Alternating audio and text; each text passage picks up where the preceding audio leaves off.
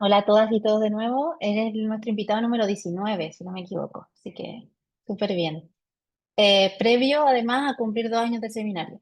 Así que un invitado muy importante. Con él cerramos el ciclo de este de este segundo año para empezar ya en septiembre nuevamente. Y también es el invitado más joven que tenemos. Hemos hecho un salto aquí porque consideramos, no es que nosotros seamos jueces, ¿no? De a quienes invitamos, muchas veces queremos que la gente venga y algunos aceptan, otros no aceptan. Pero en este caso ha sido bastante gratificante porque dijimos, bueno, estamos pensando en incorporar gente como de las nuevas generaciones y creo que Gianfranco inaugura esa era, en cierto modo, que esperamos también tener otros invitados como él. Bueno, es el profesor Gianfranco Casuso, que es profesor titular del Departamento de Humanidades de la Pontificia Universidad Católica del Perú, donde coordina el grupo de investigación sobre teoría crítica. Su trayectoria intelectual es muy interesante porque se cruza entre la filosofía política contemporánea, la teoría crítica, la epistemología, un poco de economía política también en algunos de sus trabajos. Él obtuvo su doctorado en filosofía en la Universidad de Frankfurt, donde trabajó bajo la dirección de Axel Honneth y Reinhard Forst, que son también dos exponentes muy importantes de la teoría crítica contemporánea. Si alguien puede silenciar el micrófono, por favor, porque estoy escuchando como un eco, perdone, pero... eh, ay, sí, gracias, que me escuchaba muy fuerte. Bueno, como les decía, obtuvo su doctorado en filosofía en la Universidad de Frankfurt con Axel Honneth y Reinhard Fort.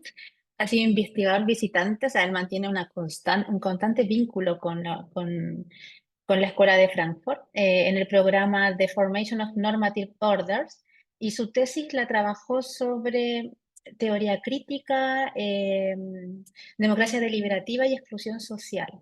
Y exclusión, ¿no? Y exclusión social, que fue por ahí donde luego podemos conversar, pero donde yo conocí un poco el trabajo también del profesor Casuso. Eh, Tiene un sinnúmero de publicaciones y también un sinnúmero de participaciones dinamizando la esfera del debate de la teoría crítica. Grupos de lectura, grupos de investigación forman parte de una serie de redes internacionales en relación a teoría crítica. No las voy a nombrar todas aquí, ¿no? Pero hay ahí un fuerte trabajo para hacer un vínculo, podríamos decir, entre América Latina y lo que es la Escuela de Frankfurt y la teoría crítica alemana.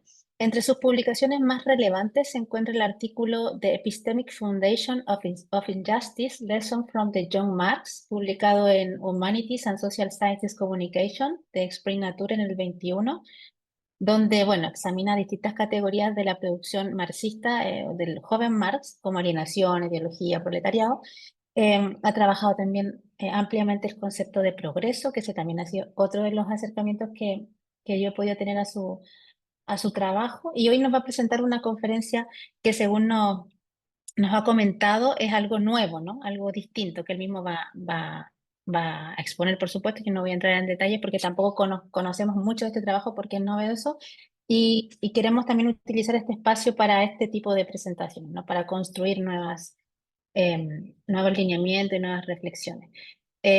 Para nosotros es, como les decía, un honor porque creemos que desarrollar este tipo de trabajo académico intelectual podríamos decir, puramente teórico, es un desafío. El profesor Casuso es muy valiente, ¿no? De mantenerse en este circuito de lo que es la teoría crítica, combinando los paradigmas europeos y también de la sociología latinoamericana. Así que, sin más, te doy la palabra, Gianfranco, para que puedas presentar tu ponencia. Gracias, muchas gracias a Romy y Rafael por esta invitación. Estoy muy honrado.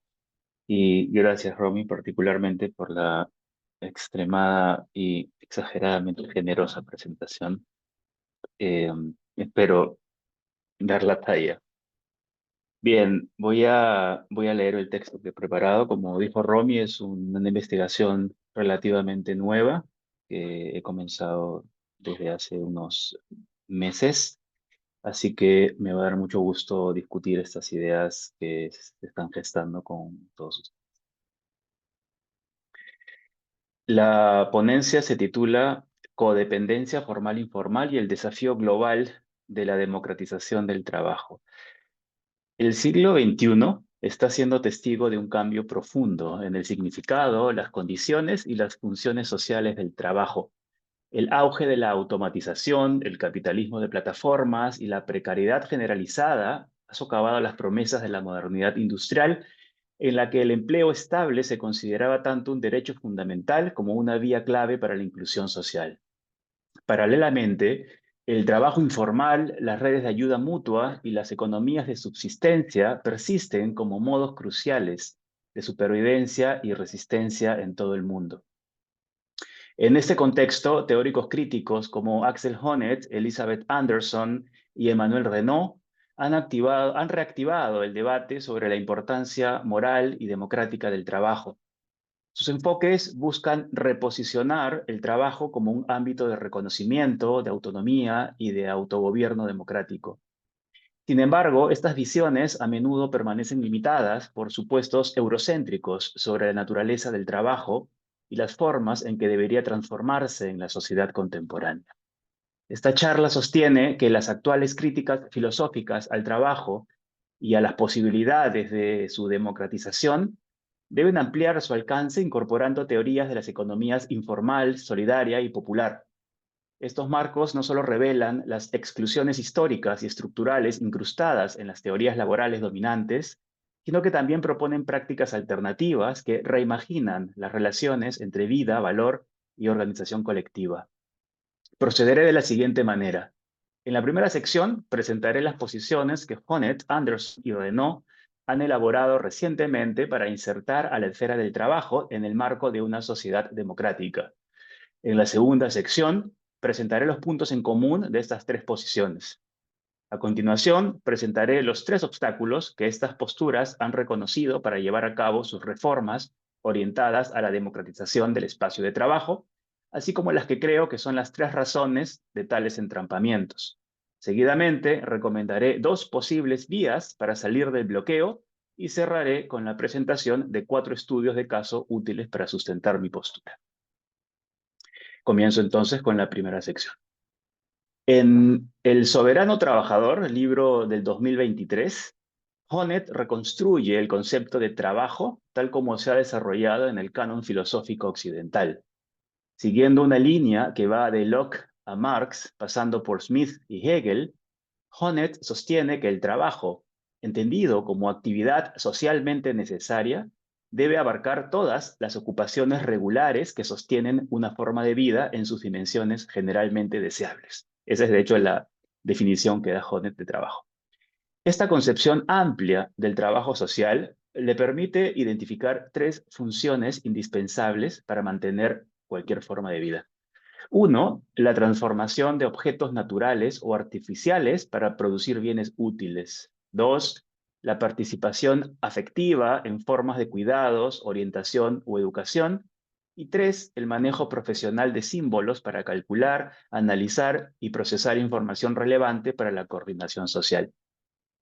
Esta reconstrucción de Honneth sustenta su crítica a tres reducciones persistentes que han distorsionado, según él, las concepciones tradicionales y contemporáneas del trabajo. La primera es la dicotomía entre trabajo productivo e improductivo. La segunda es la suposición de que solo el trabajo orientado a la producción constituye trabajo real. Y la tercera es el uso del mercado como único criterio para evaluar la necesidad social. Para Honneth, el valor del trabajo no reside en su productividad de mercado, sino que surge de sistemas históricos contingentes de división del trabajo, moldeados por criterios sociales en constante evolución. Dado que estos criterios son políticamente disputables, Honneth argumenta que el trabajo debe estar intrínsecamente vinculado a la democracia. Solo las instituciones democráticas pueden definir y revisar colectivamente las bases normativas del trabajo. Esta postura lo alinea con una tendencia más amplia de la teoría política contemporánea, compartida por Elizabeth Anderson, Emmanuel Renaud y Isabel Ferreras, que considera que democratizar el trabajo es esencial para cumplir con las promesas de la democracia misma. Ampliando ideas de su libro El derecho de la libertad, Honneth define 5 condiciones que un régimen laboral democrático debe cumplir. Primero, independencia económica, que permita a los trabajadores formar juicios políticos autónomos.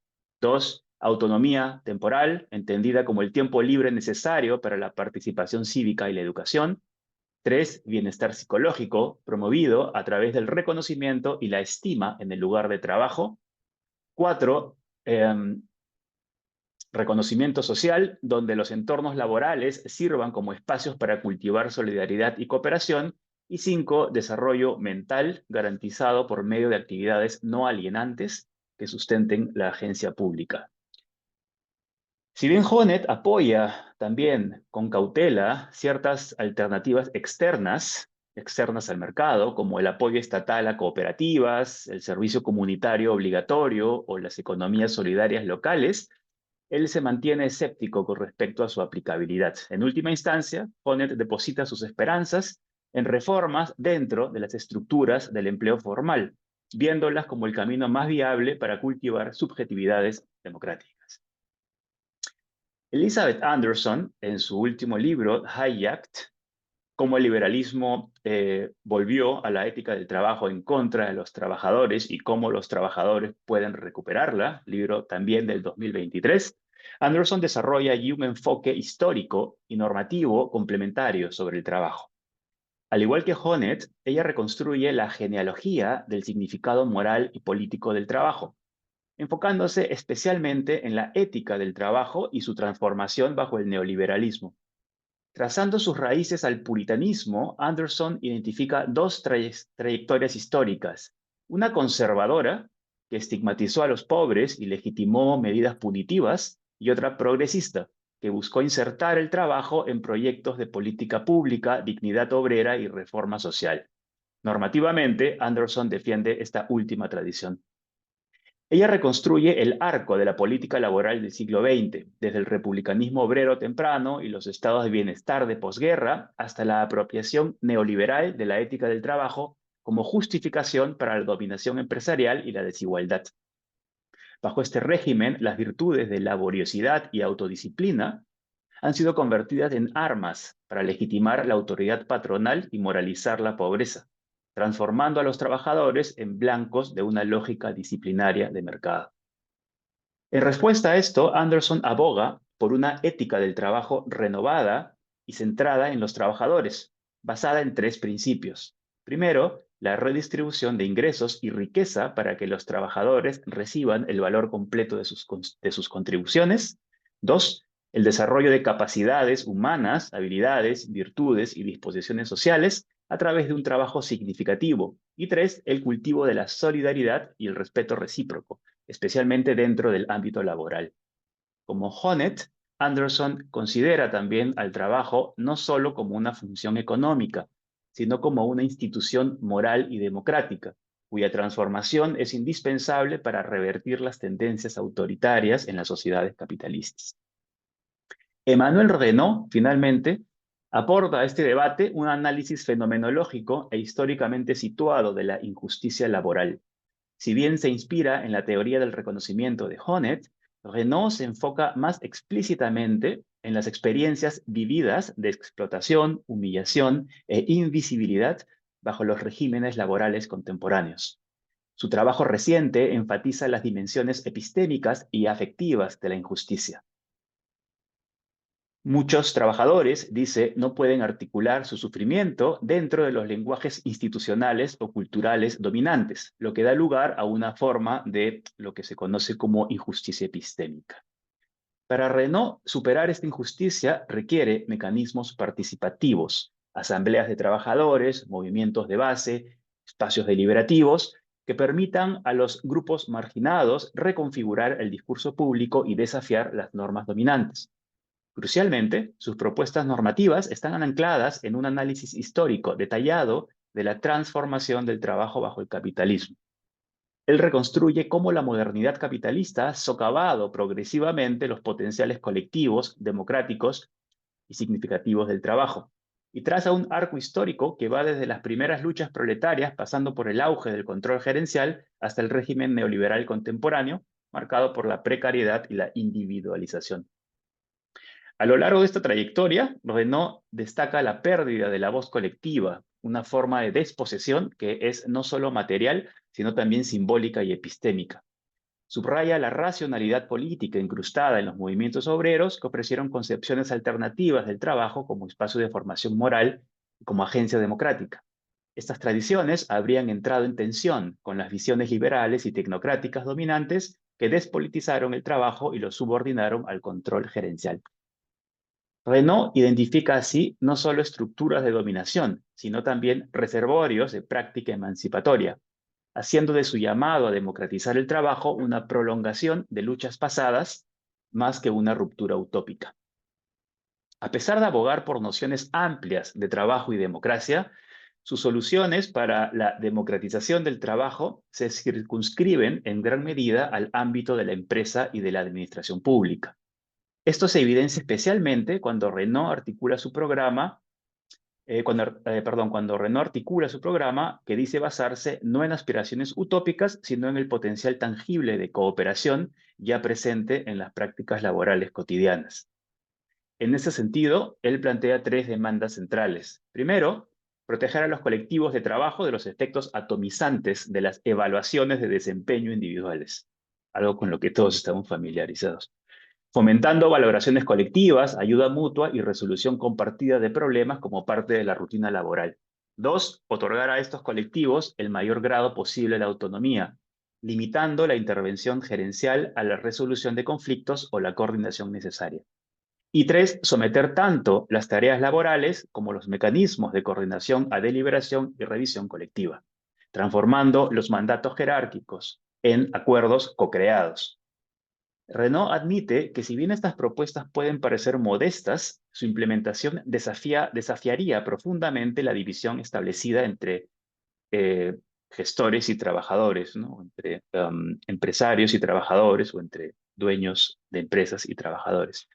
Redefiniría, además, la autoridad jerárquica como legítima solo cuando sirve a la coordinación colectiva y fomentaría hábitos de compromiso crítico, resistencia a la obediencia incondicional y rechazo de formas de dominación basadas en el estatus o en la discriminación. Paso ahora a la segunda parte, donde quiero identificar más explícitamente los tres supuestos que comparten Honneth, Anderson y Renaud. Aquí voy a argumentar que estos puntos de acuerdo no solo sustentan sus diagnósticos sobre las condiciones laborales contemporáneas, sino que también contribuyen a los estancamientos persistentes que ellos mismos reconocen en cuanto a la democratización del trabajo. En otras palabras, lejos de ser premisas neutrales, estos fundamentos comunes restringen el alcance y la plausibilidad de sus respectivas propuestas. Bien, el primer punto en común lo he titulado Enfoque restrictivo en el trabajo formal y los lugares jerárquicos de empleo. Aunque los tres autores adoptan una definición amplia del trabajo, la cual abarca prácticamente cualquier actividad socialmente significativa, y diagnostican sus patologías de forma igualmente amplia, sus propuestas concretas de cambio institucional son sorprendentemente limitadas. Sus estrategias de reforma se centran en un tipo muy específico de lugar de trabajo, la institución formal, organizada jerárquicamente, típicamente estructurada en torno a una cadena de mando, una junta directiva y empleados asalariados con escaso poder de decisión. Este enfoque limitado proviene de una analogía estructural implícita entre la esfera política y la esfera económica. Los tres teóricos suponen que así como la autoridad política debe legitimarse desde el punto de vista de los gobernados, la autoridad en el trabajo también debe someterse a normas de justificación democrática. Sobre esta base, los tres abogan por reformas tales como procesos deliberativos, gobernanza participativa y cultivo de virtudes cívicas, medidas destinadas a promover autonomía, solidaridad y reconocimiento mutuo entre trabajadores. Los tres sostienen que las soluciones deben comenzar a nivel local y dentro de los lugares de trabajo formales ya existentes. Sin embargo, esto los lleva a desatender en gran medida las prácticas laborales que existen más allá de las estructuras organizativas formales, tales como el trabajo precario, informal, reproductivo o de subsistencia, ocultando así la heterogeneidad estructural y la compleja dinámica del trabajo en el capitalismo contemporáneo. El segundo punto lo he titulado Un ideal normativo externo de democracia proyectado sobre el trabajo. En relación directa con lo anterior, este segundo punto de convergencia radica en la convicción compartida de que el trabajo debe ser reivindicado como un ámbito central de la vida democrática. En respuesta a la erosión neoliberal de la agencia de los trabajadores, los tres argumentan que el trabajo no es meramente una actividad económica, sino una esfera normativa en la que los individuos buscan reconocimiento, autonomía y voz colectiva. Desde esa perspectiva, la democracia debe extenderse al lugar de trabajo, donde el poder se ejerce diariamente y moldea directamente las vidas de las personas. Cada autor articula esta afirmación con sus propios términos. Honneth, mediante su teoría del reconocimiento, Anderson, a través de su crítica al autoritarismo empresarial, y Renaud, mediante su énfasis en la integración social. Pero todos coinciden en la idea central de que democratizar el trabajo es inseparable de democratizar la sociedad.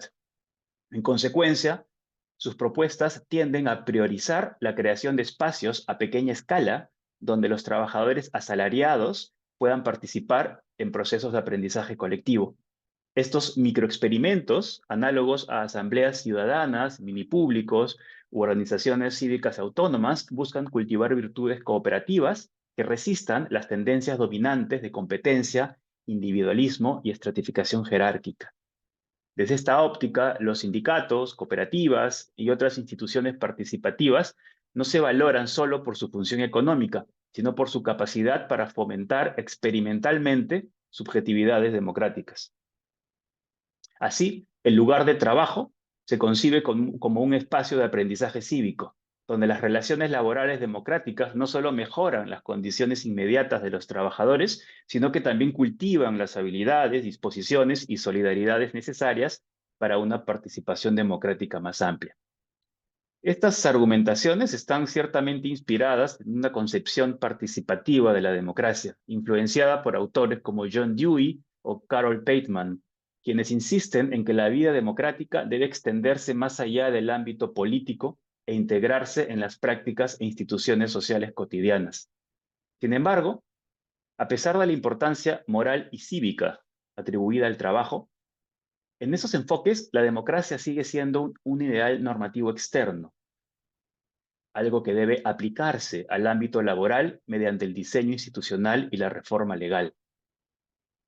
Esto se ve con claridad en el rechazo explícito de Honneth a los objetivos de superar la alienación o lograr la autonomía, los cuales considera excesivamente perfeccionistas por asumir un valor intrínseco del trabajo. En su lugar, Honneth sitúa a la democracia como el horizonte normativo último. Al hacerlo, sin embargo, separa implícitamente la reforma democrática de las materialidades vividas y de las formas históricas del trabajo mismo, tratando a la democracia como un ideal regulativo más que como una posibilidad históricamente emergente, inmanente a las relaciones laborales diversas. El riesgo aquí es doble. Primero, que el trabajo quede subordinado a una concepción moralizada de la vida política. Y segundo, que las formas de trabajo que no se prestan fácilmente a este ideal normativo, especialmente el trabajo informal, precario o racializado, sean invisibilizadas o consideradas no aptas para su democratización. Y tres, el tercer punto en común, se refiere a una narrativa estrecha en relación al trabajo. Honneth enmarca la transformación de las relaciones laborales patológicas en las dinámicas internas de la división social del trabajo históricamente determinada. Anderson reconstruye la genealogía de la ética del trabajo a través de las tradiciones morales protestantes y las instituciones del capitalismo colonial estadounidense. Y Renaud elabora una lectura fenomenológica centrada en los movimientos sociales, que desafían la explotación, la exclusión y la humillación. Sin embargo, en los tres casos, el arco histórico del trabajo se sitúa mayoritariamente dentro de los parámetros de la sociedad industrial moderna, con un compromiso muy limitado con las historias coloniales, las luchas laborales transnacionales y las interdependencias estructurales entre las economías formales e informales que configuran la organización global del trabajo. Como resultado, sus relatos sobre el potencial transformador del trabajo siguen anclados en la evolución institucional del trabajo asalariado en contextos euroamericanos liberal-democráticos, en lugar de abordar los regímenes laborales desiguales y a menudo coercitivos que han sostenido al capitalismo global. Paso ahora a mi tercera sección: tres obstáculos y la imposibilidad de superarlos sin un cambio de paradigma. Aunque Honneth, Anderson y Renault están normativamente comprometidos con la democratización del trabajo, cada uno reconoce importantes barreras estructurales para alcanzar este objetivo. Mi tesis central es que su incapacidad para superar estos desafíos se debe en gran medida a los tres supuestos compartidos discutidos anteriormente. Estos obstáculos pueden agruparse en las siguientes tres categorías principales. 1. La lógica interna del trabajo asalariado.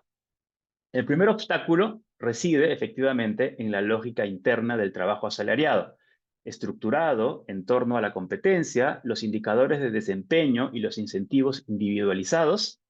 Este tipo de organización inhibe la solidaridad y socava la posibilidad de un aprendizaje democrático en el lugar de trabajo. Reduce la vida laboral a una secuencia de presiones, rutinas y metas instrumentales, erosionando la capacidad de los trabajadores para la reflexión autónoma y la acción colectiva. 2. El segundo obstáculo es la organización burocrática y jerárquica de las instituciones formales. Incluso dentro de instituciones públicas o empresas supuestamente participativas, la eficiencia y el control gerencial tienden a prevalecer sobre la deliberación y la codeterminación. La inercia de las estructuras de mando jerárquicas hace que las reformas democráticas sean difíciles de iniciar y más aún difíciles de sostener, porque el poder de decisión sigue estando centralizado. Y 3, y quizás el obstáculo más esquivo, involucra las condiciones globales que constriñen los esfuerzos de democratización local. Aunque poco desarrolladas en sus marcos teóricos, los tres autores reconocen que los experimentos democráticos en el lugar de trabajo están modelados y a menudo socavados por las presiones de una economía globalizada. Los mercados laborales transnacionales, la subcontratación y la división global del trabajo incentivan a las empresas a externalizar costos, a reducir salarios y a preservar jerarquías gerenciales. Estas dinámicas imponen límites severos a los proyectos cooperativos a pequeña escala, que frecuentemente luchan por sobrevivir frente a empresas que operan en mercados laborales más baratos y con divisiones rígidas de autoridad y experticia. De ello emerge una tensión fundamental. Aunque buscan democratizar el trabajo, los autores confinan su análisis al empleo formal, local y asalariado como el sitio privilegiado de transformación. Tratan la democracia como un ideal normativo externo proyectado sobre el trabajo y basan sus análisis en una trayectoria histórica restringida. Como resultado, los tres supuestos compartidos terminan reforzando las mismas barreras que pretenden desmantelar. Al pasar por alto los entrelazamientos históricos y estructurales más amplios del trabajo, en particular su larga dependencia de las economías informales, ellos mismos limitan el potencial transformador de sus propios marcos teóricos. Paso al cuarto punto: dos posibles caminos hacia un cambio de paradigma. Para superar los impases persistentes en las teorías críticas contemporáneas del trabajo, propongo un marco alternativo estructurado en torno a dos revisiones conceptuales. Esta sección ofrece una elaboración preliminar de cada una, no como soluciones concluyentes, sino como direcciones especulativas para futuras investigaciones teóricas y empíricas. Primero, es crucial poner en primer plano la importancia de la economía informal y su codependencia estructural con el sector formal en la configuración de la Organización Global del Trabajo. Y segundo, esta codependencia no debe verse como una desviación reciente, sino como una característica fundacional del capitalismo. Un enfoque histórico genealógico expondría cómo el capitalismo siempre ha dependido del trabajo marginado, colonial, no remunerado, informal o feminizado, no como excepciones, sino como necesidades estructurales. Paso entonces a la primera revisión. Codependencia estructural entre las economías formal e informal. Los enfoques críticos sobre el trabajo y el capitalismo con frecuencia no reconocen una característica central del sistema económico global: la codependencia estructural entre economías formales e informales. Las empresas formales dependen sistemáticamente del trabajo informal para minimizar costos, eludir protecciones laborales y externalizar la carga de la reproducción social. Al mismo tiempo, los trabajadores informales están insertos y dependen de infraestructuras formales como cadenas de suministro, servicios públicos y mercados comerciales para su supervivencia. Esta interdependencia, o mejor, codependencia, es especialmente visible en el así llamado sur global, donde vendedores ambulantes, recicladores, trabajadoras domésticas y otros aseguran el funcionamiento continuo de las economías formales mientras permanecen excluidos de sus protecciones.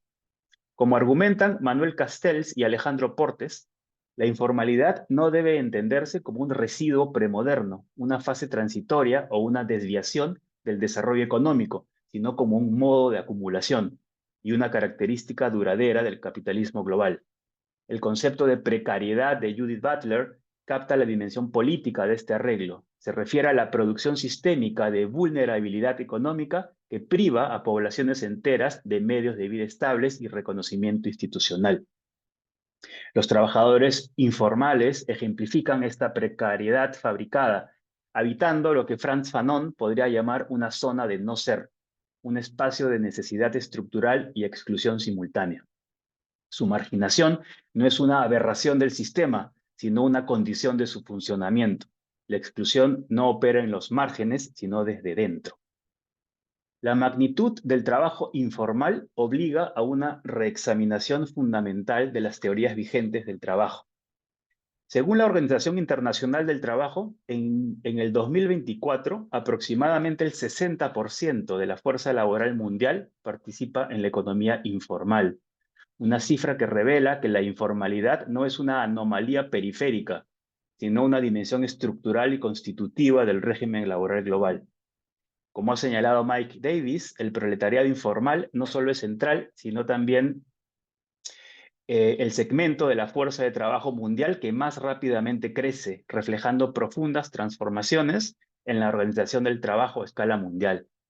Este fenómeno se distribuye de manera desigual entre regiones. En África, más del 85% del empleo es informal. En Asia y el Pacífico, alrededor del 68%. En América Latina y el Caribe, aproximadamente 53%. Y en los Estados Árabes, 45%. En cambio, Europa Oriental y Asia Central reportan una tasa de alrededor del 25%, mientras que en los países desarrollados, incluidos los de la OCDE, el empleo informal oscila entre un 15 y un 20%.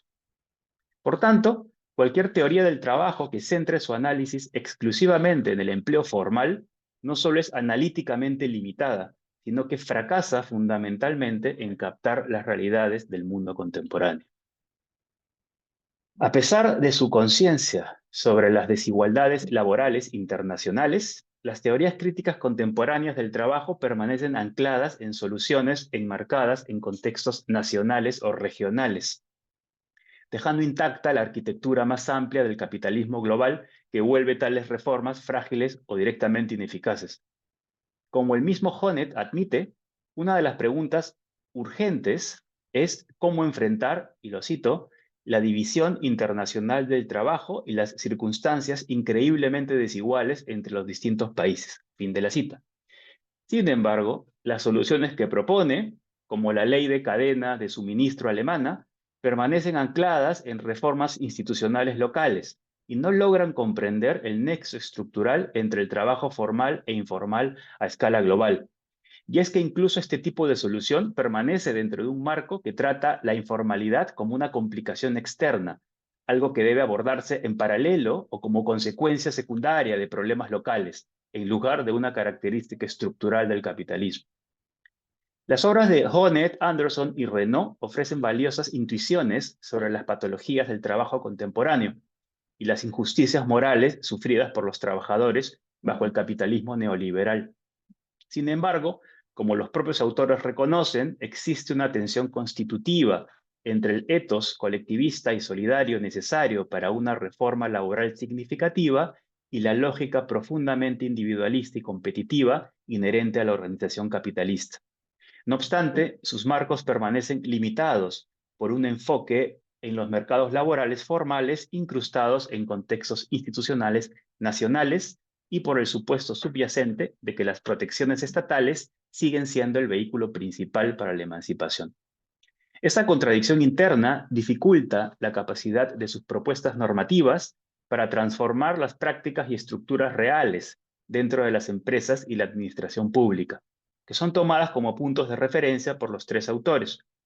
Esta tensión no resuelta se refleja en otra adicional: las restricciones estructurales impuestas por la economía global al éxito de cualquier reforma localizada. Su visión de democratizar el lugar de trabajo, por ejemplo, se basa en la premisa del empleo estable e institucionalizado y traza analogías con la democracia parlamentaria. Lo que estos enfoques no logran confrontar adecuadamente es el papel estructural que desempeña el trabajo informal en el sostenimiento del capitalismo global y las profundas desigualdades que resultan de la interdependencia sistémica entre economías formal e informal. En última instancia, esto conduce a la paradoja de que sus propias propuestas no pueden superar los desafíos estructurales que tan claramente diagnostican. Lo que falta es el reconocimiento de que gran parte del proletariado global no puede equipararse con la clase asalariada formal ubicada dentro de lugares de trabajo regulados por el Estado. En cambio, amplios segmentos de este proletariado se encuentran en la economía informal, una esfera profundamente entrelazada con las estructuras formales, pero sin reconocimiento ni protección legal. Por lo tanto, creo que la secuencia analítica debe invertirse. En lugar de comenzar con el trabajo formal en contextos locales y proyectar sus normas hacia afuera, una teoría crítica más adecuada del trabajo debe partir de la codependencia global entre las economías formal e informal. Esta perspectiva rechaza el supuesto universalismo de ciertas historias del trabajo y presta atención a las materialidades plurales y a menudo invisibles del trabajo en todo el mundo. Paso a mi quinto y último punto. La crítica a las historias lineales del trabajo y el reconocimiento de la codependencia estructural entre economías formal e informal exigen un análisis más situado del trabajo, tal como se organiza y se vive en diversos contextos históricos y geográficos. Los casos que voy a presentar de Brasil, India, Sudáfrica y Bolivia creo que ofrecen ilustraciones concretas y ricas de cómo las prácticas laborales informales, solidarias y comunitarias impugnan las narrativas dominantes que tratan el trabajo asalariado como el punto normativo de llegada del desarrollo. Estos ejemplos demuestran no solo la persistencia, sino también la creatividad política de formas de trabajo enraizadas en historias coloniales, resistencias epistémicas y economías mutualistas. Subrayan que el trabajo, lejos de seguir una trayectoria lineal hacia la formalización, siempre ha estado inscrito en una pluralidad de lógicas, muchas de las cuales siguen funcionando como espacios de experimentación democrática y de creación autónoma del mundo. Primer caso. En Brasil, las iniciativas de economía solidaria han florecido como respuestas tanto a desigualdades históricas como a procesos de reestructuración neoliberal. Especialmente en regiones como Río Grande do Sul y Paraná, cooperativas de trabajadores organizadas por campesinos sin tierra, desempleados y mujeres urbanas se han convertido en núcleos de supervivencia económica y transformación política. Su gobernanza suele ser horizontal, con toma de decisiones compartida, reinversión en el bienestar comunitario y fuertes vínculos con movimientos sociales, como el Movimiento de los Trabajadores Rurales Sin Tierra, el MST. Estas prácticas anticipan alternativas democráticas a la organización capitalista del trabajo. Geiger sostiene que estas iniciativas no son meras respuestas adaptativas ante la exclusión, sino actos políticos de reconstrucción democrática, formas de trabajo que cuestionan la mercantilización y el control jerárquico del trabajo. Paul Singer, uno de los principales defensores del movimiento, subraya que la economía solidaria no es solo una cuestión de supervivencia, es una cuestión de transformación, ya que pone en el centro las necesidades humanas y la cooperación en lugar del lucro. Estas iniciativas critican tanto los mercados laborales capitalistas como los supuestos formalistas de la teoría crítica dominante, particularmente la confianza de Honneth y Anderson en las capacidades restaurativas del estado de bienestar. En lugar de buscar la reintegración a un sector formal deteriorado, fomentan lo que Escobar denomina creación autónoma del mundo, el trabajo como espacio de resistencia e invención institucional creativa. Segundo caso, India. En India, la Asociación de Mujeres Autoempleadas, SEWA por sus siglas en inglés, ofrece un modelo sostenido y a gran escala de organización del trabajo informal que no pretende borrar su especificidad. Fundada por El Abad en 1972, esta asociación incluye hoy a más de 2 millones de mujeres en ocupaciones informales, desde trabajadoras textiles domiciliarias hasta jornaleras agrícolas. A diferencia de muchos sindicatos, el SIWA rechaza la idea de que la dignidad laboral depende de la formalización. En cambio, organiza desde dentro de la informalidad, proporcionando acceso a créditos, servicios de salud, protección legal y formación política. SIWA ofrece un modelo de trabajo que integra medios de vida con cuidados, supervivencia con solidaridad. Bat expresó célebremente, cito, somos pobres, pero somos muchas. Cuando nos organizamos, nos volvemos visibles. Fin de la cita. Esta frase refleja una concepción del trabajo como parte de la vida, no como algo separado por contratos o muros laborales. Chen describe a Siwa como parte de una economía política feminista del trabajo, en la que el trabajo de cuidados y la reproducción social no son secundarios, sino centrales para la vida democrática. Este modelo se alinea con el enfoque de capacidades de Amartya Sen, al centrarse en la expansión de las libertades más allá del ingreso o el estatus laboral. Estas prácticas desafían los supuestos tanto de las teorías liberales como marxistas que priorizan el trabajo asalariado y su codificación institucional. Muestra además que el trabajo informal puede ser fuente de derechos, identidad y agencia colectiva, aunque permanezca fuera del alcance del derecho laboral y los sistemas de empleo formales. Tercer caso, Sudáfrica. En Sudáfrica, los recolectores de residuos, también conocidos como recuperadores, lo que en Perú se llamarían recicladores, constituyen una fuerza laboral informal que desempeña funciones ecológicas esenciales dentro de una economía circular emergente. Aunque su trabajo es estigmatizado y precario, también está altamente organizado. La Asociación Sudafricana de Recolectores de Residuos, establecida en el 2009, ha abogado por el reconocimiento municipal, la inclusión en políticas nacionales de gestión de residuos y la mejora de infraestructuras. Según Samson, los recicladores o recuperadores redefinen el valor y la productividad al demostrar que el trabajo de recuperación, reparación y reutilización no está fuera del capitalismo, sino profundamente incrustado en sus cadenas de valor. Este trabajo informal interrumpe el modelo lineal de extracción y acumulación que sustenta el desarrollo económico dominante. Encierra lo que Federici llama una economía del cuidado, donde la sostenibilidad y el bienestar comunitario se priorizan por sobre el beneficio económico. Los recuperadores cuestionan la dicotomía formal-informal, no al exigir su absorción en los sistemas existentes, sino al revelar cómo el sector formal depende estructuralmente de su trabajo subvalorado y no reconocido, una dinámica completamente ausente en teorías que ven el trabajo informal al trabajo informal como una transición temporal o una anomalía. Y cuarto caso, Bolivia. En Bolivia, especialmente en el Alto, las comunidades indígenas aymaras han construido extensos mercados informales regidos por normas consuetudinarias como el AINI o la Minca y asambleas comunitarias basadas en el consenso. Perdón. Estos mercados no son desordenados ni meramente pragmáticos, sino que representan economías morales coherentes, enraizadas en cosmologías indígenas y en una resistencia histórica tanto al colonialismo como a la modernización neoliberal.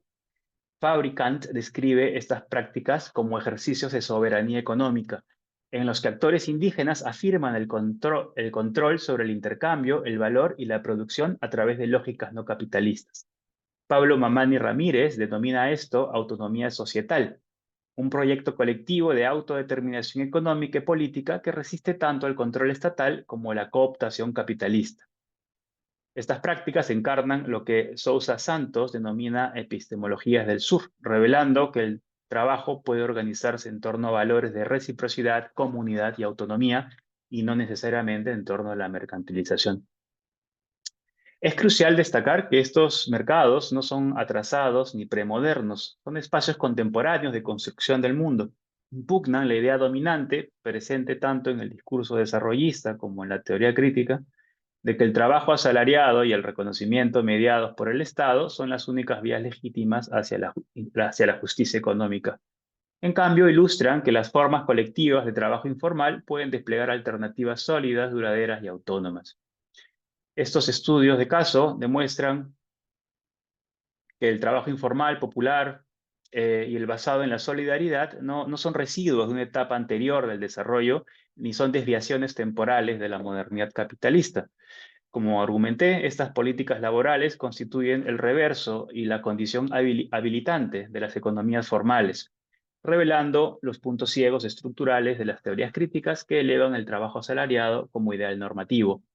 Los ejemplos de Brasil, India, Sudáfrica y Bolivia, y hay muchísimos otros, por supuesto, muestran que el trabajo no es solo una actividad económica, sino también una práctica política, cultural y ontológica, que puede desafiar la temporalidad capitalista, las lógicas de mercado y las normas eurocéntricas del progreso. Teorizar el trabajo hoy exige ir más allá de los paradigmas formalistas. Estos casos nos instan a concebir el trabajo como un campo plural, situado y disputado, uno que incluye pero también excede al empleo asalariado.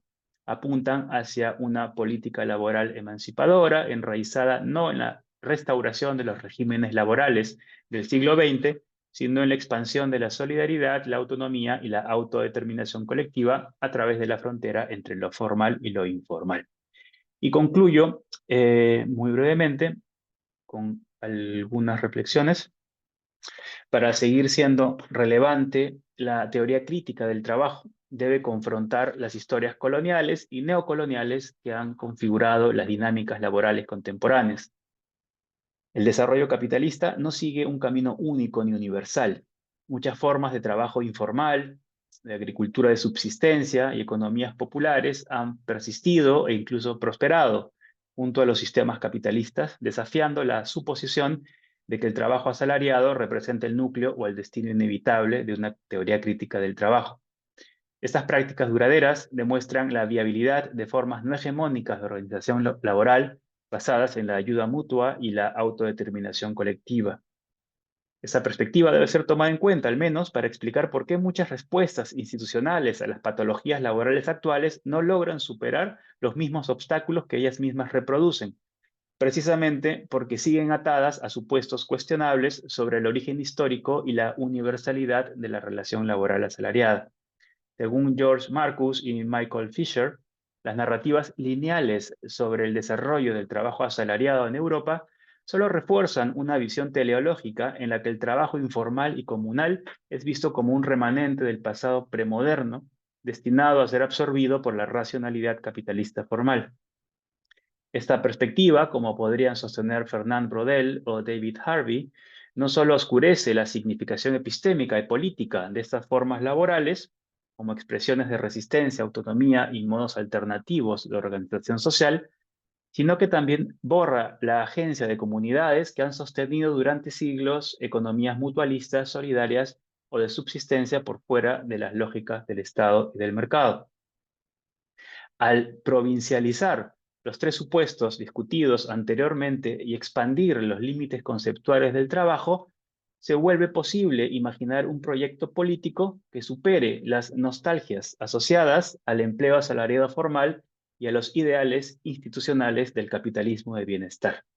En última instancia, la organización global del trabajo no se reduce a la inclusión o exclusión formales.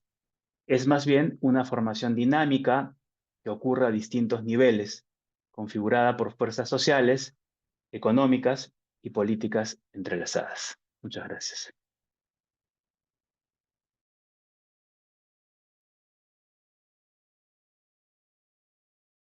Muchas gracias, Gianfranco, por la tremenda exposición y por la sistematicidad de tu presentación también.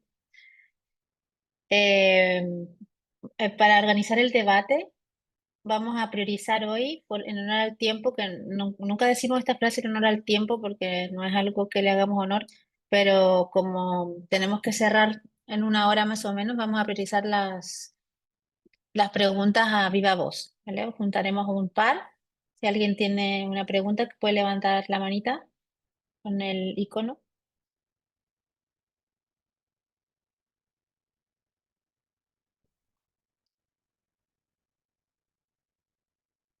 Vale. Te doy la palabra enseguida, Rafa, y si alguien más quiere ir levantando la mano.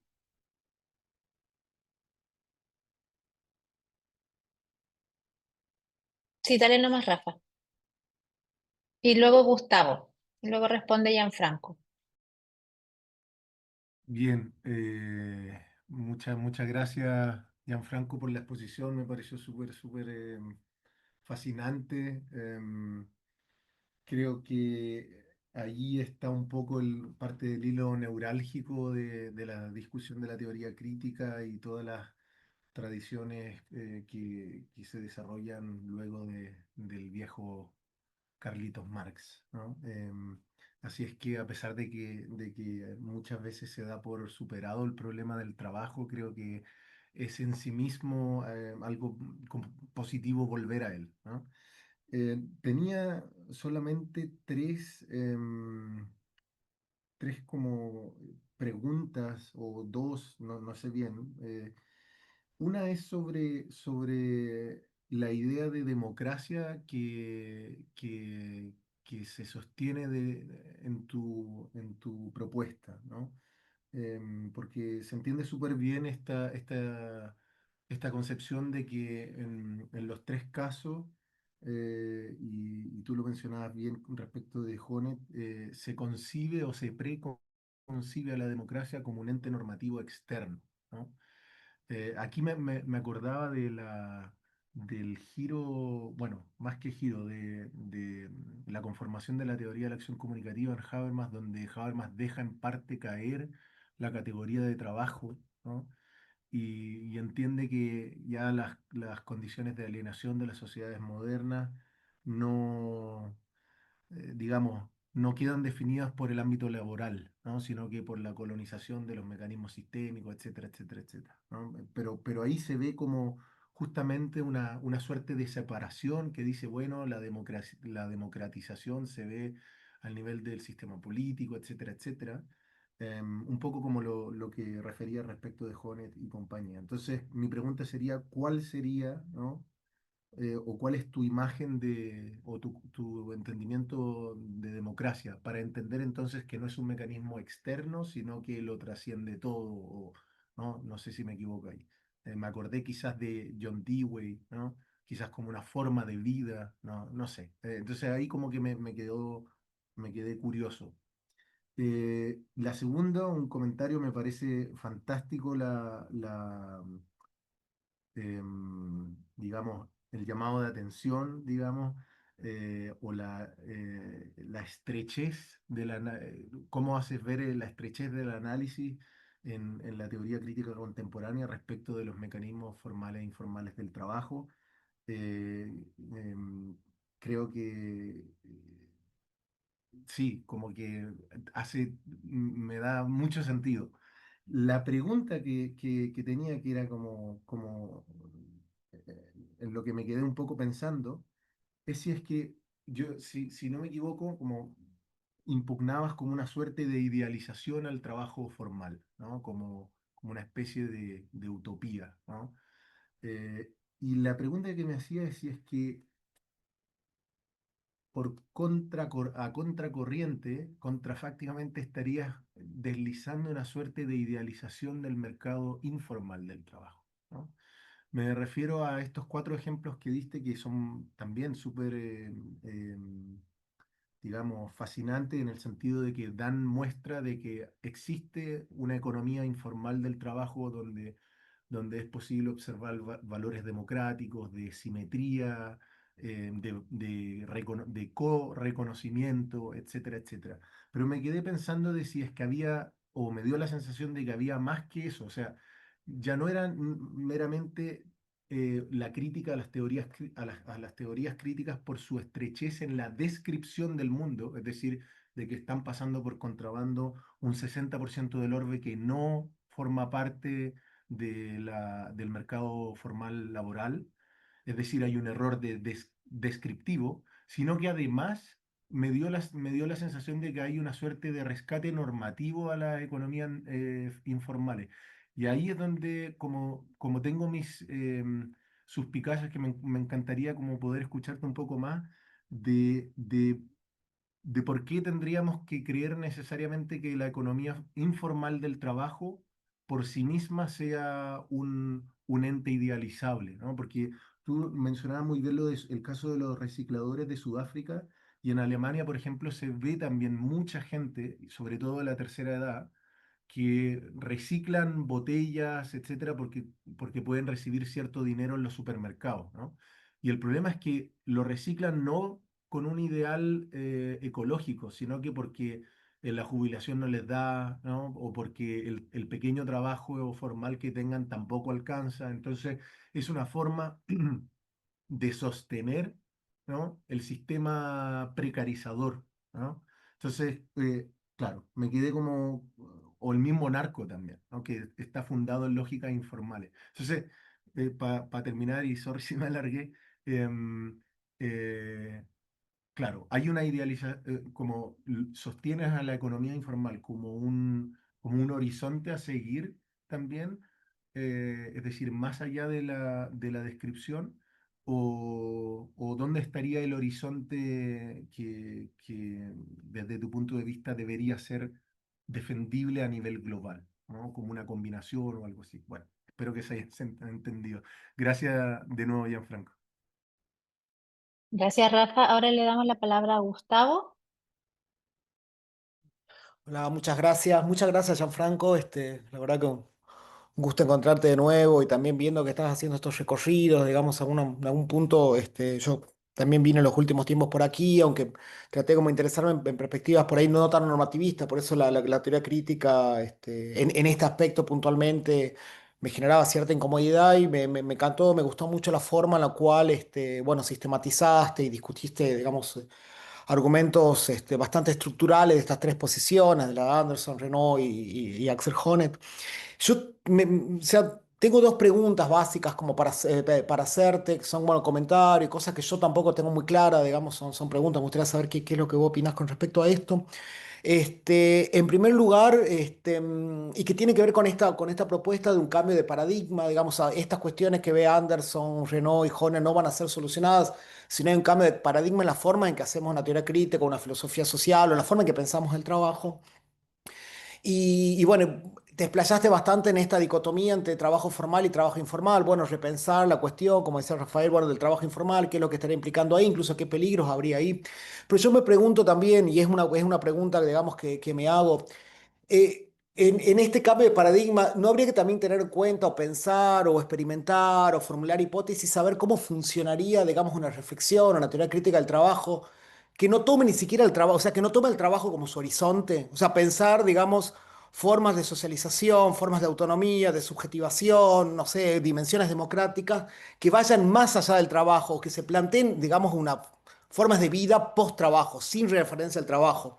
Me parece que esto estaba ya en Marx, o sea, esta idea de que la relación salarial no es el horizonte, sino es aquello que hay que abolir y superar. Me parece que con otros horizontes estaba en las teorías del post-trabajo de los años 80, del cual Habermas forma parte, aunque con otra connotación, pero por ejemplo pienso en André Gortz o en las teorías del post-trabajo actuales, como Williams, como Zizek, Hester, que dice, bueno, en realidad la lucha del trabajo o lo que habría que pensar es el tiempo libre, o sea, cómo obtenemos más tiempo libre y no solamente cómo obtenemos mejores condiciones laborales o sueldos más altos o mayor inserción laboral, etcétera, etcétera.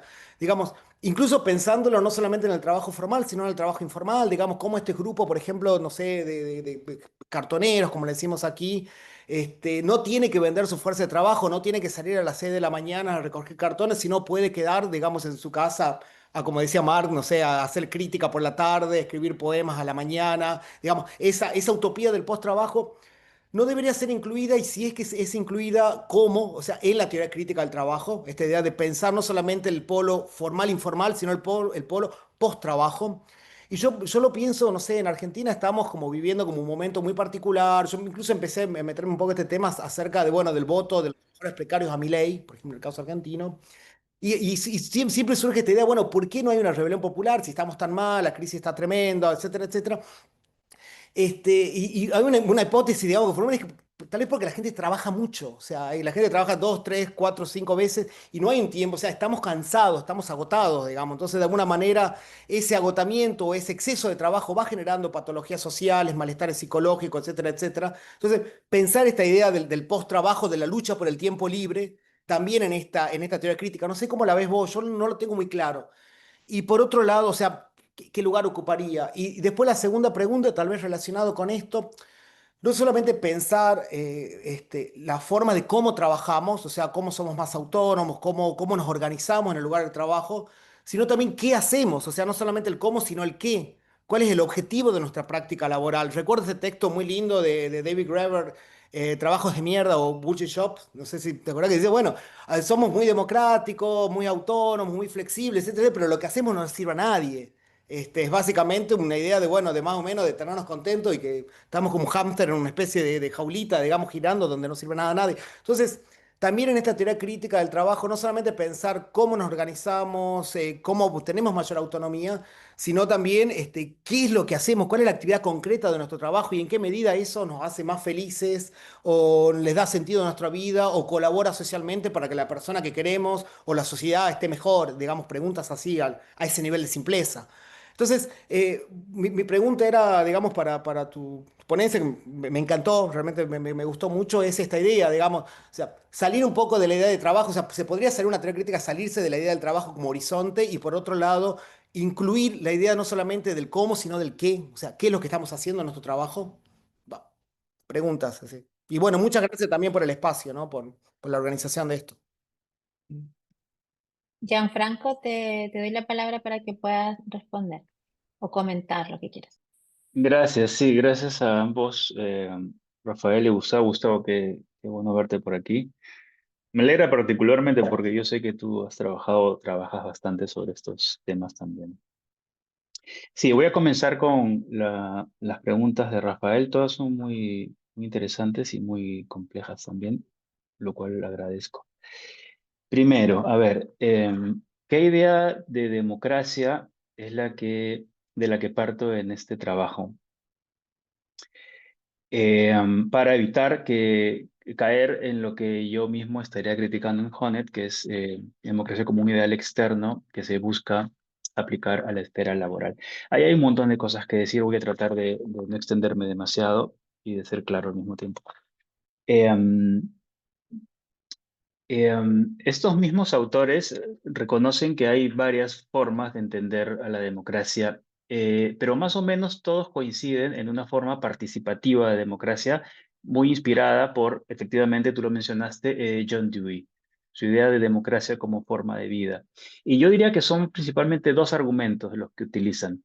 Primero, eh, um, que no se puede entender una sociedad democrática si es que reducimos la democracia solamente a la esfera política, sino que debemos ampliar la comprensión y la práctica de la democracia, es decir, construir instituciones democráticas y normas de democracia, entendida como autogobierno a todos los ámbitos de la sociedad, incluyendo el trabajo e incluyendo la familia y el ámbito de las relaciones interpersonales, ¿no? Esa es un poco además la idea de Honneth en el derecho de la libertad, ¿no? La democratización de toda la sociedad y no solamente recluirla en la esfera política.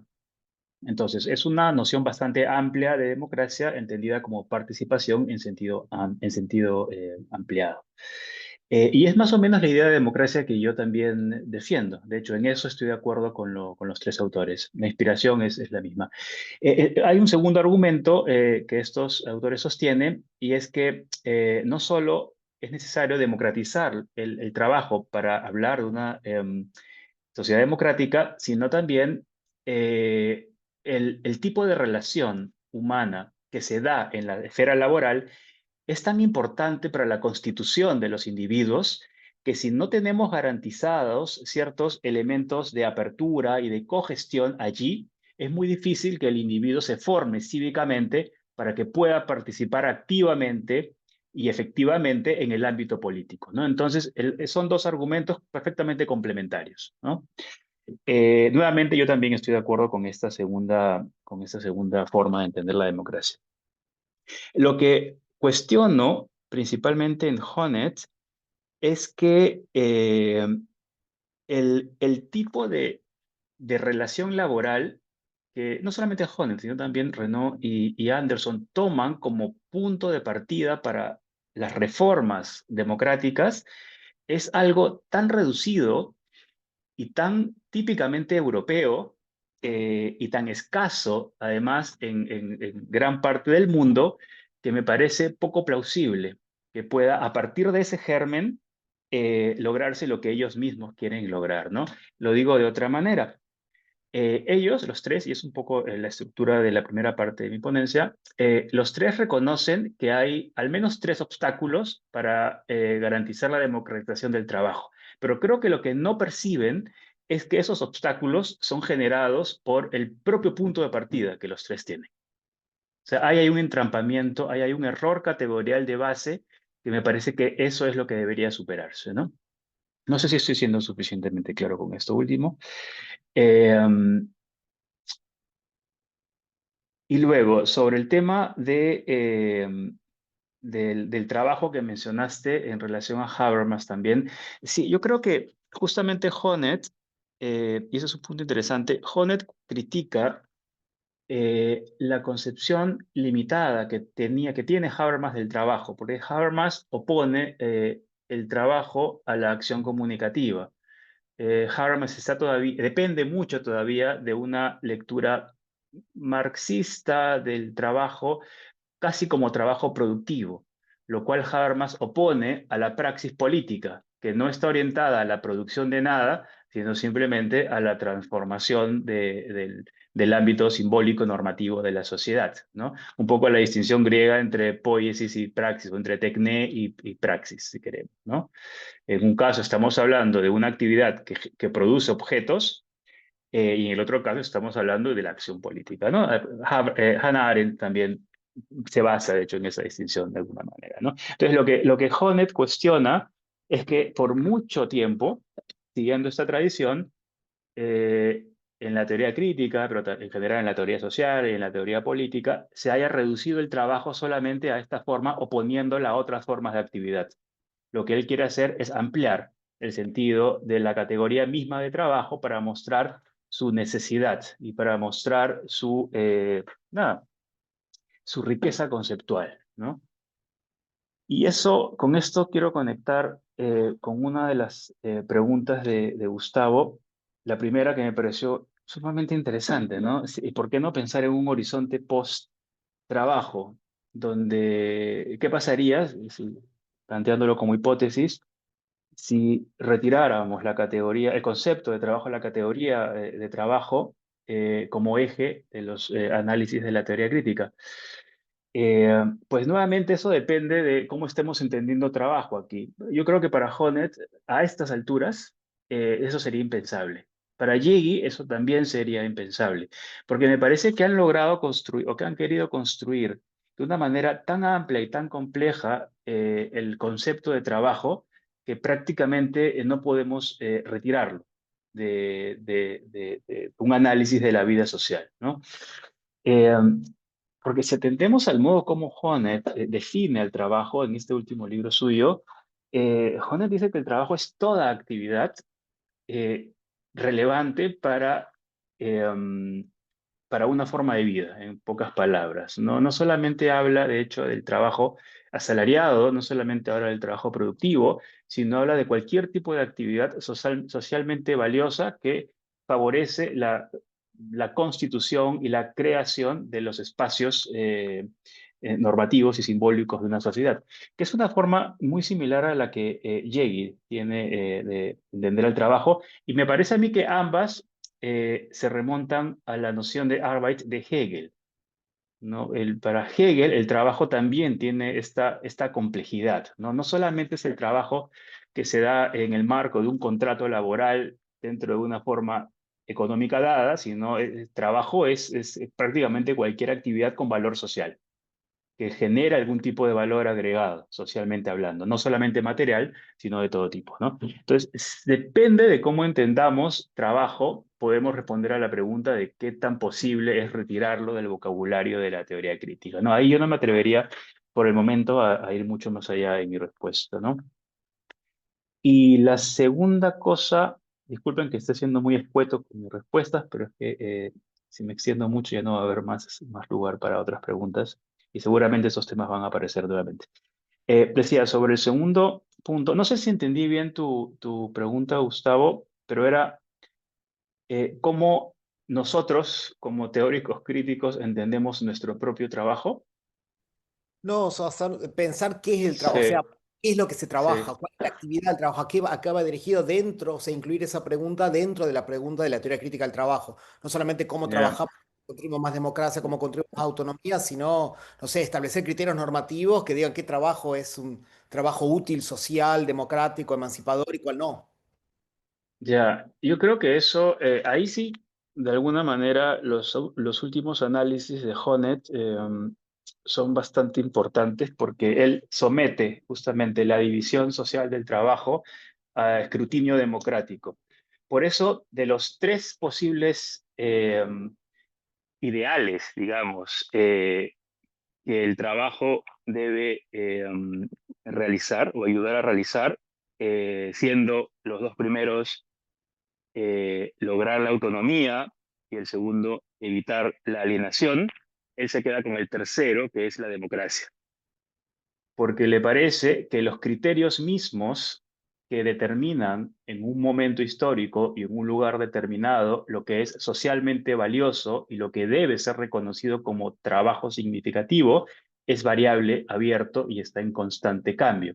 Por lo tanto, si no tienes un marco democrático que permita que eso se decida lo que es socialmente valioso con la participación de todos los afectados, digamos, entonces corres el riesgo de entender el trabajo socialmente valioso solamente como aquel que genera un tipo de valor y no otro, ¿no?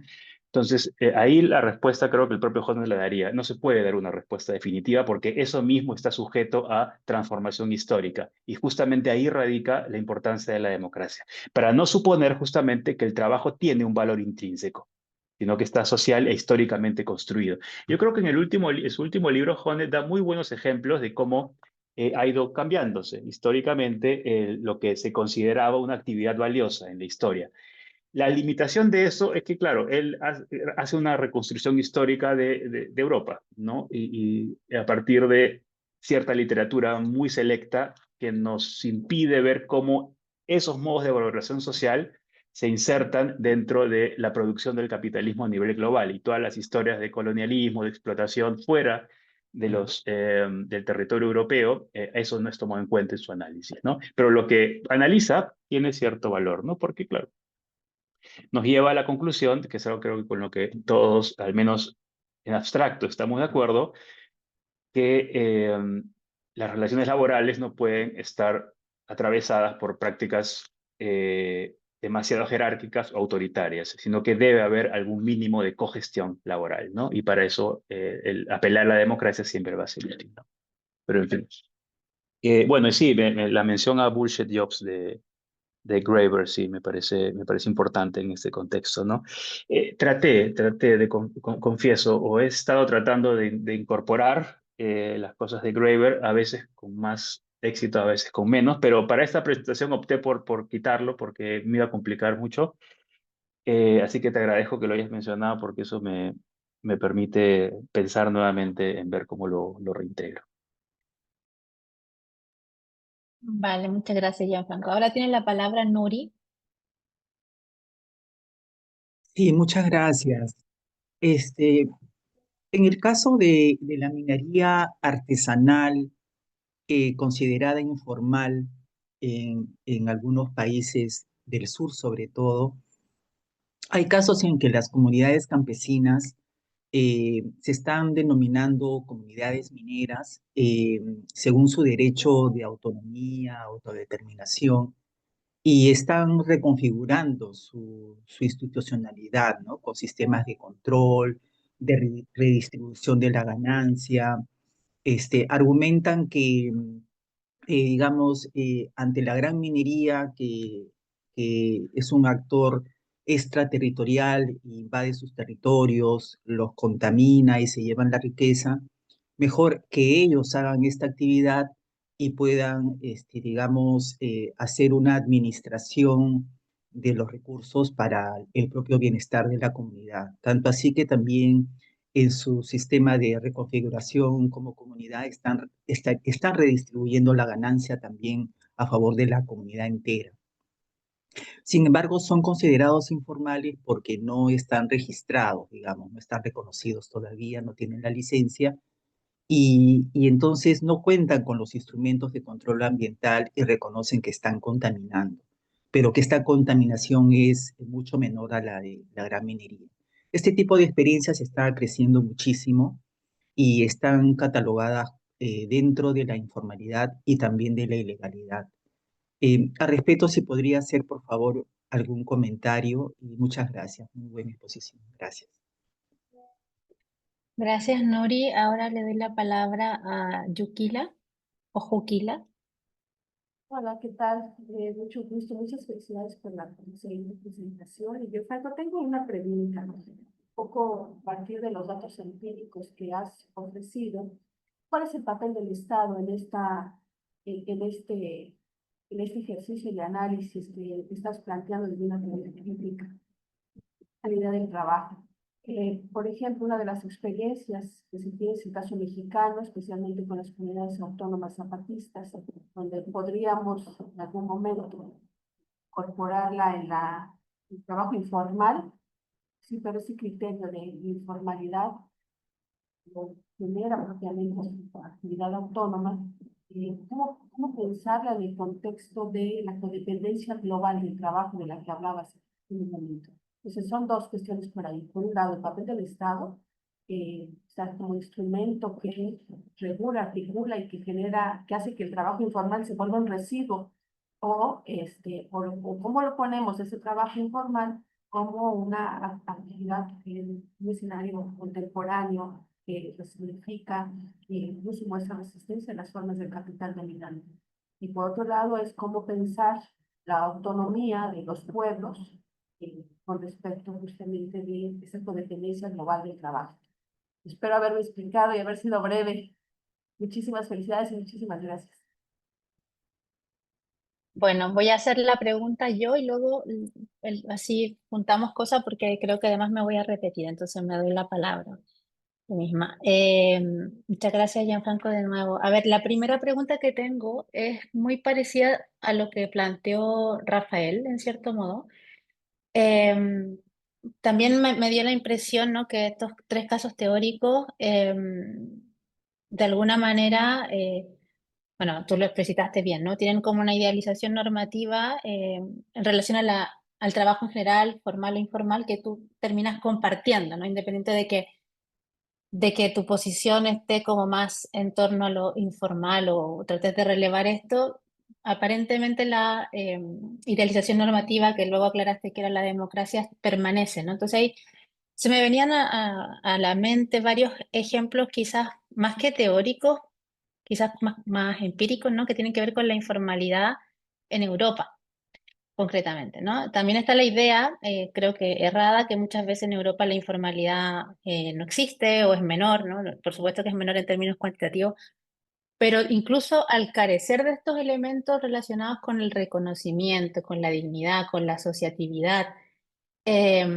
con lo comunitario, porque muchas veces también el trabajo informal está asociado a poblaciones migrantes que no tienen esa posibilidad o ese tejido social para poder organizarse en torno a estos valores en esa ejecución de ese tipo de trabajo, se transforma muchas veces en un trabajo de subsistencia. Ahora aquí en el verano en Cataluña empieza la temporada de la fruta y hay un montón de casos de explotación laboral y de trata de personas, que así se le denomina y se encuentra, o sea, no uno, sino que muchísimos casos de hacinamiento, básicamente de esclavitud. Y se me venía a la mente también el tema de la prostitución, ¿no? Como un espacio laboral muy controversial donde coexiste esta idea, bueno, estas posturas entre lo abolicionista o la regulación, pero que finalmente también es un terreno de disputa en torno a estas posturas y que probablemente sería muy difícil defender, tanto teóricamente como políticamente, que estos espacios de informalidad son realmente un espacio con potencial emancipador, ¿no? Evidentemente dentro del debate en torno a la prostitución como trabajo sí que hay algunas posturas en relación a ello, pero bueno, podríamos debatirlas también, ¿no? Entonces, mi pregunta era como pues, un poco ambigua quizás, pero entonces no estaríamos hablando de que esa codependencia no necesariamente es solo entre la informalidad y la formalidad, sino que más bien sigue coexistiendo o sigue siendo sostenida la codependencia entre democracia y capitalismo, ¿no? Dentro de esta propia codependencia. Me refiero a capitalismo en estas dimensiones más, por utilizar términos marxistas, más alienadas del trabajo versus aquellos potenciales, aquellas dimensiones más democráticas del trabajo, que pueden ser ya sea el reconocimiento de jóvenes o todos los otros elementos que tú mencionaste o la dignidad misma, ¿no? Entonces, como que un poco la pregunta va por ahí, ¿no? El comentario. Si no es esta codependencia un poco más compleja que esta dicotomía formal-informal, y tiene que ver con estas valoraciones. Y por otro lado, la otra pregunta o comentario también tiene que ver con lo que planteó un poco Gustavo sobre el salario, pero más que nada preguntarte tu opinión sobre esta necesidad de repensar los vínculos entre trabajo y subsistencia, ¿no? No necesariamente en relación al tiempo libre o a la emancipación del trabajo como liberarse del trabajo mismo, sino que a estas propuestas que no son pocas y que no son tan utópicas como por ejemplo la renta básica, ¿no? La renta básica universal, que aquí en España hay bueno, un experimento que terminó siendo una renta básica muy focalizada, pero que existe una renta básica, al menos en algún grupo focalizado de la población, sobre todo, y que también lo dijo Nuri, creo, sobre todo en un contexto donde el Estado, aunque sea un estado de bienestar fuerte como el que tenemos en España o en Alemania, no es capaz de generar empleo que permita una subsistencia, ni siquiera estamos hablando de dignidad, sino que supere la línea de la pobreza, ¿no? Entonces es como que el trabajo en sí mismo no está cumpliendo ni siquiera esa función básica de subsistencia económica. Bueno, esos son no sé si llamarlo preguntas, pero mis provocaciones o comentarios. Gracias, Gianfranco, y te doy la palabra. Muchas gracias. Sí, son un montón de cosas muy útiles. Voy a empezar por lo último, por la intervención de Romy, porque me permite conectar además con la pregunta de Nurit y con una pregunta que dejé sin responder de la intervención de Rafael sobre mi posición con respecto a la informalidad. Ya, sí, es verdad. En la lectura de los casos, de los 4 casos, sí, podría parecer que romantizo o idealizo la informalidad en general, pero no, no es cierto. No, yo creo que eso es algo que solamente se puede determinar caso por caso, y de ahí mi propuesta, sugerencia de que un análisis del trabajo o una teoría crítica del trabajo solamente puede realizarse sobre la base de un estudio empírico, sobre la base de estudios antropológicos, de estudios etnográficos, de trabajo de campo. Algo que en general es algo sobre lo cual estoy cada vez más convencido en relación a la teoría crítica, ¿no? Los supuestos de la teoría crítica, la construcción teórica de la propia teoría crítica, fiel a su origen, es algo que solamente puede hacerse complementariamente con... Entonces, mi respuesta, que podría parecer una respuesta, una salida fácil, sería depende del caso en particular y del tipo de economía y de trabajo informal al que nos estemos refiriendo. Eso lo conecto con, perdón, es que tengo los apuntes sueltos y ya no sé quién preguntó qué, pero creo que es Nurit. Con el tema de la minería informal, eh, sí, ciertamente, ¿no? Yo haría una precisión o una distinción conceptual previa, ¿no? Informal no es ilegal. De hecho, lo informal suele no ser ilegal. ¿ok? Al menos según las definiciones que estoy siguiendo. Entonces, claro, si tienes una comunidad que se reclama como una comunidad minera, pero está completamente desregulada, es muy probable que las consecuencias en cuanto a desastres medioambientales sean mayores a los de una gran empresa minera transnacional que está más regulada por el Estado, en cuyo territorio se está llevando a cabo la actividad minera, ¿no? Eso es verdad. Y ese es un buen ejemplo de por qué no se puede generalizar lo informal como necesariamente bueno, emancipador o, o eje crítico con respecto al capitalismo, ¿no? Depende.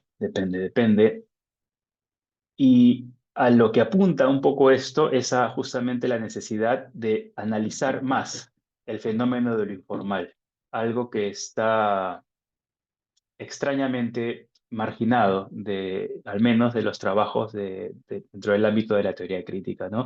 No se investiga, no se toca, no se ve, y no solamente no se ve como tal, sino que no se ve el vínculo que tiene con lo que sí se investiga, que es el trabajo formal y cómo hacerlo más democrático, que era de hecho el punto de partida de esas reflexiones, ¿no? Entonces, sí, un poco lo que si algo quiere mostrar esta investigación es más que consecuencias, más que conclusiones, perdón, muy concretas con respecto a qué es lo informal y por qué es bueno, a mostrar por qué es necesario que se tome en cuenta y por qué es necesario que se tome en cuenta además cómo se encuentra inevitablemente asociado a otros tipos de trabajos que son los que suelen investigarse, ¿no?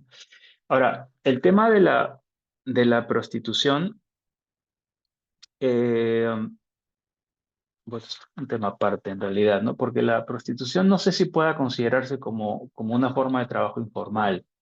Puede considerarse como una forma de trabajo ilegal en determinados sitios, pero no sé, pienso por ejemplo en argumentos liberales como los de Martha Nussbaum a favor de la desestigmatización de la prostitución, ¿no? Martha Nussbaum tiene un muy bonito artículo que se llama, si no recuerdo mal, Ni por razones ni por prejuicio, algo así, en inglés, donde él defiende la necesidad de legalizar la prostitución o por lo menos de no perseguirla con argumentos liberales, y lo que hace es analizar qué es lo que realmente es la prostitución o en qué consiste la actividad de la prostitución, vinculándolo con otros tipos de trabajos, ¿no? Y un poco concluye que las razones principales para rechazar la prostitución son más de carácter, nada, culturales, son estigmas que se ponen en contra de lo que se cree sobre esa actividad más que razones reales, ¿no? Pero en fin, no, es algo que tendría que pensar más para ver si se puede insertar dentro de este proyecto. Luego, a ver, cosas. Eh, sí, paso a la intervención de Juquila, gracias, sobre cuál es el papel del Estado. Ya, am, n- con respecto a qué exactamente, no sé si entendí bien la pregunta. Creo que sí, voy a tratar de responderla por ahí.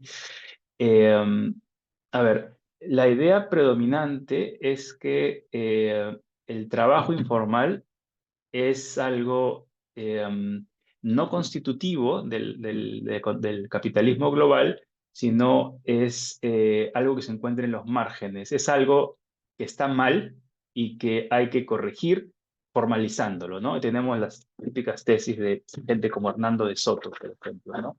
La única forma de afrontar la informalidad es formalizándola, ¿no? Es decir, que haya una regulación, ¿no?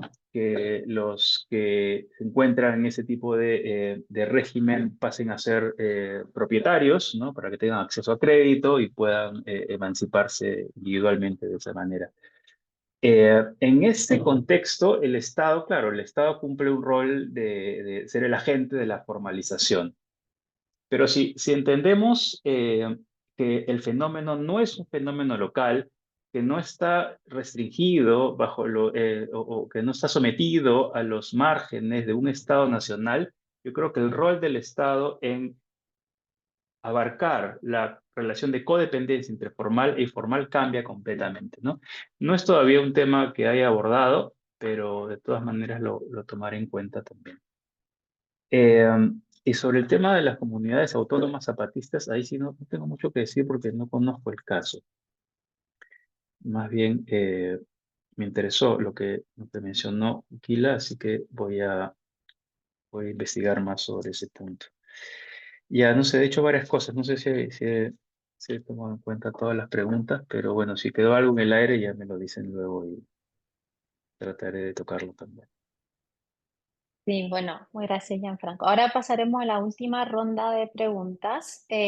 Víctor, te doy la palabra. Y si alguien más quiere intervenir, este es el momento de levantar la mano. Gracias. Bueno, primero que nada quería felicitar la exposición de Gianfranco y bueno, en realidad quería hacer una acotación, más bien un punto de atención respecto a algunos temas que se abordaron acá en la ponencia. Me llamaba la atención cómo finalmente trabajo como categoría se separa la teoría crítica y a la vez también cómo el trabajo puede ser considerado como una fuente de individualismo. Esto en la medida en que propicia, digamos, distintos proyectos de vida individuales y algo habló el expositor respecto de cómo se han trabajado temas de competencias, de desarrollo de habilidades como elementos que son constitutivos del trabajo en el capitalismo contemporáneo, digamos. Y quería relacionarlo con eso, con ver, digamos, o poder visualizar el trabajo como categoría, pero además de eso como fuente de individualidad. Eso. Gianfranco, te doy la palabra. Sí, sí, es verdad. La imagen predominante del trabajo se asocia al esfuerzo y es un poco lo que trata Elizabeth Anderson en su libro, ¿no? Un libro que yo recomiendo muchísimo. Este último libro que me he referido a Hayek, Secuestrada, refiriéndose a la ética del trabajo, ¿no? Un poco lo que dice es que a contrapelo de lo que dice Max Weber en su libro La ética protestante y el espíritu del capitalismo, en realidad es que la ética protestante no solamente estuvo asociada históricamente al liberalismo, en el sentido de premiar el esfuerzo individual, el trabajo duro como única forma de salir adelante y ser exitoso y conquistar el mundo en la vida, sino que la ética protestante, dice Anderson, tuvo dos líneas que se desarrollaron en simultáneo y que la historia de la ética del trabajo, la historia europea de la ética del trabajo, es la historia de cómo se han ido, eh, cómo cada una ha ido tomando ganando terreno sobre la otra en distintos momentos históricos, ¿no? Entonces, en principio eran dos tendencias, una conservadora, que es la que más se conoce, pero otra progresista también, donde la ética del trabajo está centrada en el trabajador y no solamente penalizaba al trabajador pobre y premiaba al que había tenido éxito en la vida, ¿no? Por una serie de supuestos que no voy a mencionar ahora. Ahorita estaríamos pasando por una etapa donde nuevamente la ética del trabajo conservadora está ganando terreno, ¿no? Con el neoliberalismo, y de lo que se trata para Anderson es de volver a reconquistar ese espacio perdido y centrar la ética del trabajo sobre el trabajador, y eso a partir de una serie de medidas entre las cuales se encuentran, sí, el salario mínimo, ¿no? Como mencionaron, justamente la democratización del trabajo, y también una idea súper interesante que no mencioné, pero que lo hago ahora, que es la de la desmercantilización del trabajo, ¿no? A Anderson le parece esencial separar al trabajo como actividad orientada a la generación de agencia individual y colectiva de su mercantilización, que el trabajo no sea una mercancía. A mí me parece una idea súper interesante. Anderson la sustenta muy bien, pero nuevamente encuentra los mismos límites que encuentran las otras dos posiciones, ¿no? Eso es pensable en ciertos contextos y no se puede universalizar. Entonces, sí, el trabajo desde una lectura puede ser tomado en cuenta como una fuente de desarrollo individual que premia el esfuerzo, que es lo que mejor nos conduce al éxito, pero, y nuevamente volvemos con Anderson, eso se contradice con la evidencia empírica, ¿no? No siempre el que es más rico o más poderoso en la sociedad es el que más trabaja. Y si vemos cuánto gana un CEO, por ejemplo, de una empresa, y lo comparamos con lo que gana un empleado promedio y analizamos quién es el que hace más trabajo y se esfuerza más, creo que la conclusión es obvia, ¿no? Entonces, nada, sí, yo diría la tendencia es sí a considerar el trabajo como una fuente de desarrollo individual, pero todas estas críticas apuntan justamente a revertir esa situación. Entender al trabajo no solamente como una actividad individual, sino además como un espacio colectivo donde se pueden potenciar muchas otras capacidades y muchas otras facultades, orientadas en última instancia a la autorrealización plena, ¿no?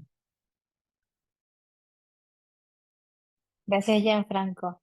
Tenemos, si es breve la pregunta, Luz. Sí, rapidísimo. Eh, Gracias, sí, Gianfranco, por la sí. maravillosa exposición. Aprendí muchísimo y gracias por toda la discusión también. Mi pregunta tiene que ver con el asunto. O sea, me parece fascinante pensar en estos modelos alternativos, hacer este planteamiento también metodológico, epistemológico, que va como que del borde al centro, ¿no? Y mostrar cómo esta cuestión que queda en la periferia es realmente angular, que sería lo de la informalidad. Pero mi pregunta tiene que ver con estos casos que nos presentabas y también como que este contraste entre la teoría y la realidad concreta. ¿Y qué ocurre con la precariedad, no? O sea, como que qué ocurre con la precariedad, que quizás estos modelos asociativos, ¿no? Que reconstruyen un tejido social, ¿no? Estarían intentando contener unas desigualdades del sistema, pero ¿qué pasa con una precariedad que es tanto la causa, ¿no? O no sé si lo ves así como la causa de esta, digamos, de la búsqueda de estos caminos alternativos, pero que tampoco se termina de subsanar, ¿no? De superar mediante estas nuevas formas de organización, estas formas de organización más comunitarias, ¿no? Creativas y transformadoras en un sentido, pero creo que también, no sé si tú lo ves así, tienen como un límite quizás, ¿no? Y la última intervención, Rafa, ¿querías tú comentar una cosa más? Sí, no, solamente, Gianfranco, un segundo, quizá una palabra final. Después nosotros siempre hacemos la pregunta hacia el final de las conferencias, que relativo hacia el futuro, ¿no? ¿Cómo lo ves respecto a esta imbricación entre trabajo formal e informal? Y a tu juicio, ¿hacia dónde deberíamos ir? ¿No? Pregunta por el futuro. Eso, muchas gracias de nuevo. Tienes la palabra, Gianfranco. Gracias, sí, Ainaí. Hola, qué gusto verte. Eh, sí, sí, yo estoy de acuerdo contigo. No todo, a ver, hay un riesgo grande, ¿no? No se puede romantizar ni idealizar lo informal como la alternativa al trabajo formal que no funciona, ¿no? La idea no es tanto decir, bueno, el trabajo formal, el trabajo asalariado, el de toda la vida, ¿no? Es un trabajo, pues, en la mayor parte de los casos genera más sufrimiento que beneficios al trabajador, que estamos todo el día estresados, con poco tiempo para hacer cosas, sentimos que nos pagan poco, que nos explotan, tenemos burnout, no encontramos sentido en nuestra vida, nos sentimos alienados, y todo lo que siente el trabajador promedio en esta sociedad. Pero decir que la solución a eso podemos encontrarla solamente en el trabajo informal porque los que están en ese régimen son felices, porque son solidarios, están envueltos en prácticas cooperativas, eso es una falacia, ¿no? No, por ahí no iba el asunto. El asunto era más bien por reconocer que desde muchas aristas distintas y desde muchas perspectivas distintas, no las he abordado todas hoy, por supuesto, reconocer que cualquier tipo de reforma exitosa que se dé incluso en la esfera del trabajo formal no puede pasar por alto la alta dependencia que que tienen las condiciones de trabajo formal de otras formas de trabajo invisibles, ¿no? Empezando por la más simple, ¿no? Eh, no sé, el sistema de retail, ¿no? De una tienda de venta de ropa está sostenido en buena medida en dónde y bajo qué condiciones se produce esa ropa. Algo que no suele ser tomado en cuenta y muchas veces los proveedores están regidos por un sistema que es informal, al menos en algún aspecto. Quizás como empresa no sean formales, pero tienen trabajadores fuera de planilla, con lo cual nuevamente hay una dependencia importante de la informalidad. Es decir, lo informal como fenómeno global está tan permeado en todos los ámbitos del trabajo, pero es tan poco visto que yo creo que el primer punto para tematizar el trabajo como categoría de análisis es empezar a ver dónde está lo informal en nuestra concepción del trabajo. Eso fue un poco lo que inspiró esta investigación, ¿no? Al trabajo informal lo sentimos, lo intuimos, lo percibimos. A veces lo notamos un poquito más, lo sentimos, pero no lo hemos analizado en su relación con el trabajo que nos gusta, ¿no? El formal. Por lo tanto, si queremos cambiar algo del trabajo formal, hay que ver todos los aspectos que lo sostienen o que lo hacen difícil de transformar para mejor, ¿no? Esa es un poco la idea. Y sí, por supuesto, en el trabajo informal, en la mayor parte, diría yo, del trabajo informal hay precariedad, sin duda. Hay precariedad, se genera también contaminación ambiental, por supuesto que hay explotación, ¿no? Y un montón de otras cosas, incluso en mayor medida que en el trabajo formal, justamente por su carácter de desregularizado, ¿no? Entonces, la idea no era simplemente romantizar o idealizar la informalidad, sino reconocer que está ahí y ver cómo nos acercamos a ella, ¿no? No como un fenómeno aparte, sino como en su relación con lo que sí se está analizando actualmente, ¿no? Yo tomé solamente como referente a 3 autores, que son los que han escrito quizás las cosas más originales con respecto al trabajo y a cómo democratizarlo y cómo hacer una reforma laboral dentro del ámbito de la teoría crítica. Y eso creo que respondería un poco también la pregunta de Rafael, ¿no? Hacia ahí van las cosas, ¿no? Ese es un poco el proyecto. Y nada, vamos a ver cómo resulta, ya les contaré. Bueno, muchísimas gracias, Gianfranco. Creo que hemos cumplido con lo del tiempo. Ha sido una exposición fascinante. Eh, ¿Podremos leer tu trabajo próximamente? ¿Lo piensas publicar o es un proyecto de investigación? ¿Cómo lo estás enfocando? Porque quedamos, yo creo, todos Eh, con ganas de es un explorar más. proyecto de investigación en ciernes y es un proyecto de publicación también. Espero tenerlo pronto y ya les comunicaré a ustedes al menos. No tengo contacto de todos cuando esté publicado finalmente para que puedan dárselo a quien le interese. Genial, sí, nosotros podemos publicarlo en las redes sociales y ahí Genial, compartir. gracias. Muchas Bueno, gracias. muchísimas gracias nuevamente a todas y todos por conectarse, por las preguntas que estuvieron todas muy, muy interesantes, muy conocedores del tema, la mayoría. Ha sido un placer.